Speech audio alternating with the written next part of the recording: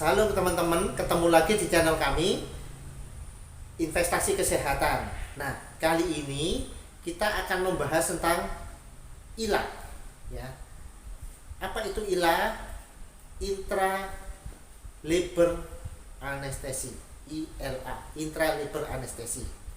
Apa itu? Simak terus sampai selesai, jangan di skip. Salam sehat sampai tua. Hai teman-teman semua, ketemu lagi di channel Investasi Kesehatan.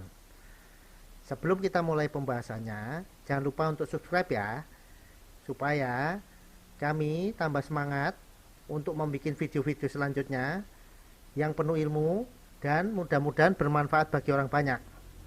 Oke, tanpa berlama-lama lagi, langsung aja kita bahas materinya. Salam sehat sampai tua. Cekidot. Halo teman-teman, ketemu lagi kita. Kali ini kita akan membahas tentang ILA, intralabor anestesi. Bahasa Indonesianya adalah anestesi atau pembiusan pada saat persalinan. Nah, yang dimaksud persalinan di sini bukan persalinan dengan sesar loh ya, tetapi persalinan spontan. Jadi ini kita membahas pembiusan pada persalinan spontan, atau kalau istilahnya orang-orang ada masyarakat adalah persalinan normal. Nah, bagaimana itu? Kita bahas satu persatu ya.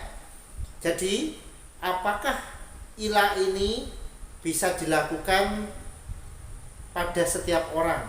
Jawabannya bisa. Jadi setiap orang melahirkan pasti tentunya Anda akan takut untuk merasa nyeri. Nah, supaya rasa nyerinya minimal atau bahkan hilang sama sekali, maka kita lakukan yang namanya pembiusan.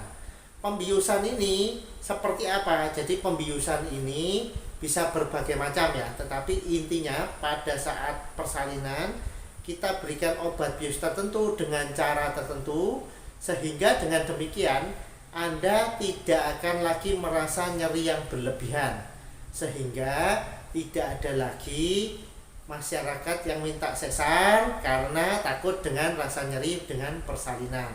Anda bisa minta ILA ini pada dokter Anda. Berkonsultasilah dengan dokter spesialis kandungan Anda.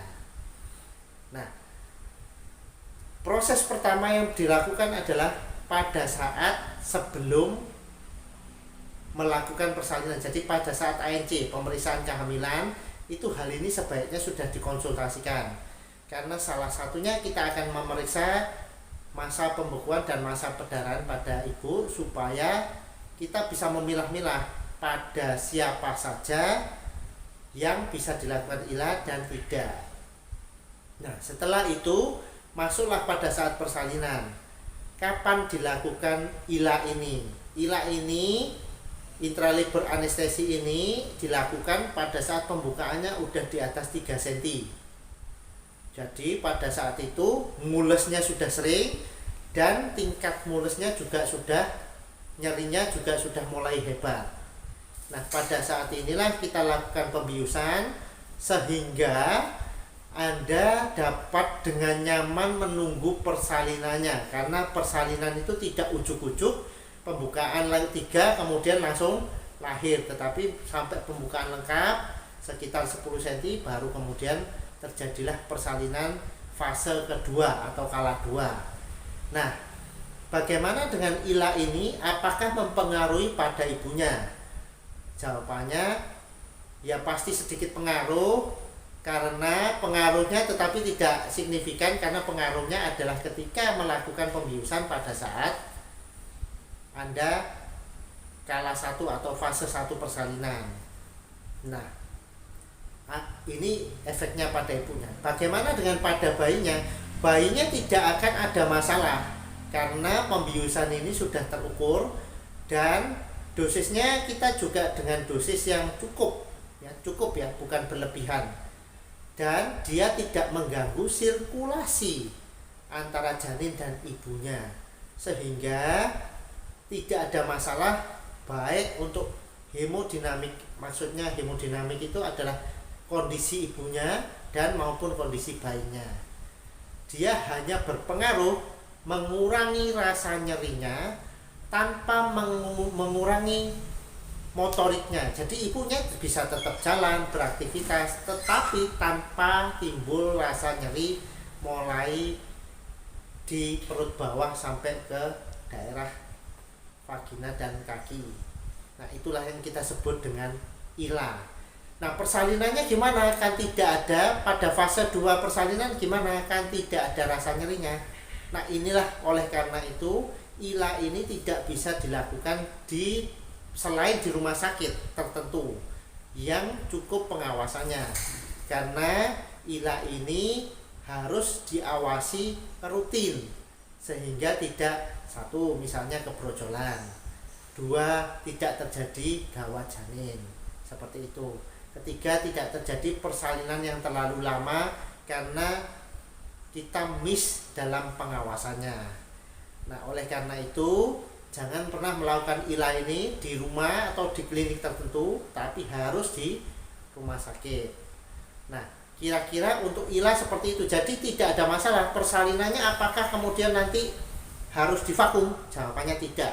Persalinannya tetap seperti biasa, tetapi nanti ini sangat tergantung dari bidan sama dokternya untuk memimpin persalinannya, karena Anda tidak lagi merasakan mules dorongan untuk mengejan. Maka pada saat dilakukan pemeriksaan ternyata ada dorongan untuk mengejan, Anda akan tetap disuruh mengejan seperti biasa. Jadi bedanya ILA dengan persalinan normal dengan ILA ini dengan persalinan normal biasa adalah hanya pada rasa nyerinya. Tapi saya mungkin ada kelupaan nih, saya tambahkan ada perbedaan satu lagi di biayanya. Mohon maaf karena di biayanya ini ada pembiusannya. Itulah beda antara persalinan normal pada ILA dan persalinan normal yang biasa. Nah, kira-kira gimana teman-teman? Kalau masih ada yang belum mengerti, komen di bawah, tanya di bawah ya. Jangan lupa share ke teman-teman yang lain. Dan sampai ketemu di video berikutnya. Salam sehat, sampai tua. Gimana teman-teman? Sudah pada mengerti apa belum? Nah, kalau udah pada ngerti, jangan lupa untuk di like ya. Dan share link ini ke sebanyak mungkin media sosial supaya makin banyak orang yang mendapatkan manfaat dari menonton video ini. Nah, bagi yang belum ngerti atau ada pertanyaan, silahkan tulis pertanyaan dan komen Anda di kolom komentar. Oke, salam sehat, sampai tua.